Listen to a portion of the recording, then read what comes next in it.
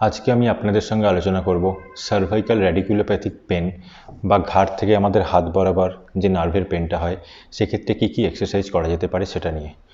প্রথম এক্সারসাইজ হচ্ছে range of motion exercise. সেটা কি? সেটা হচ্ছে মাথাটা এইভাবে সামনে পেছনে 5 বার, সাইড ওয়াইজ 5 বার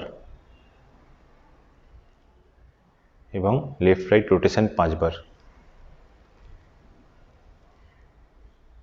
এইভাবে করবেন। এটা হচ্ছে প্রথম এক্সারসাইজ। সেকেন্ড এক্সারসাইজ হচ্ছে স্ট্রেচিং এক্সারসাইজ। সেটা কিভাবে করবেন?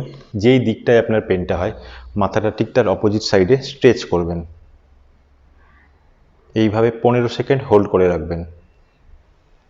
অ্যান্ড থার্ড এক্সারসাইজ কি? Nerve flush exercise. সেটা কি? হাতটা এইভাবে রাখবেন এবং মাথাটা ঠিক তার অপোজিট সাইডে স্ট্রেচ করবেন এবং একই সাথে হাতটা আস্তে আস্তে স্ট্রেচিং করবেন।